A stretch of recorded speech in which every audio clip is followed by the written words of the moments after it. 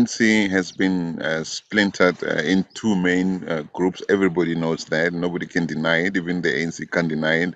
We have a group of people who are coalesced around Zuma, other people who are coalesced around Ramaphosa. And the ANC has this elective conference coming up in December.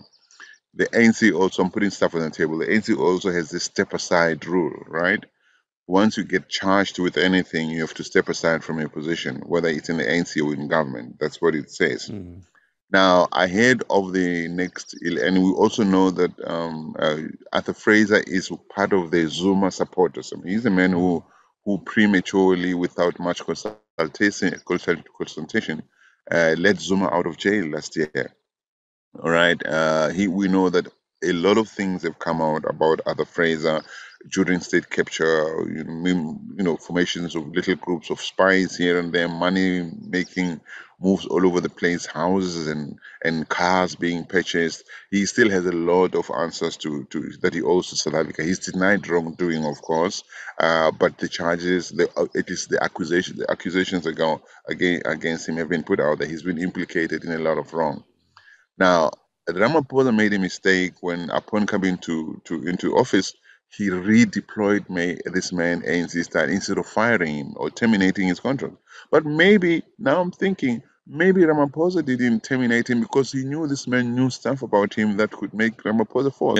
So obviously a lot of things are going to be thrown at Ramaphosa ahead, to destabilize him.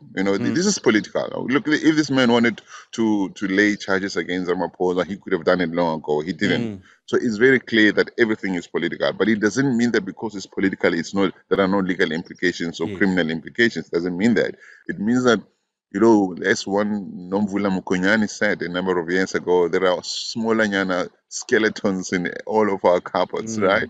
So everybody knew Ramaphosa had his skeleton. This man became a billionaire in a very relatively short space of time through his political connections that obviously helped open a lot of doors for him, BE doors and tenders and all of that. Nobody can deny that, and even he can't deny that, right?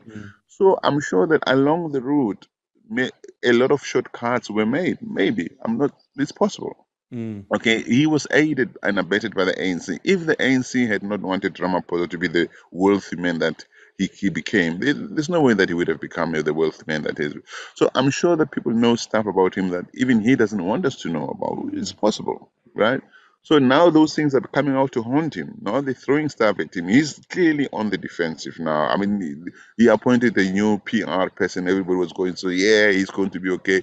You know what? PR people don't raise dead reputations. Ramaphosa's reputation has been damaged from the time he arrived, pretty much largely because of his inaction. He's done some good things, but he's also been very, very indecisive where he was supposed to make decisions on a lot of important things, especially in regard to comrades. I mean, when the last minister of finance, of health, was implicated in the stealing of 150 million rands, Ramaphosa could have fired that man, or asked him to step aside immediately. He didn't. And there are other things that happen around Ramaphosa in the ANC that Ramaphosa doesn't pronounce himself on. So he has not been able to stand on a moral high ground and say to his comrades, that's wrong, that's wrong, that's wrong, stop it, you're out of here. He's even been, and it's even worse that he's been, videos of him have come out saying that he will defeat, rather not have South Africans see some of the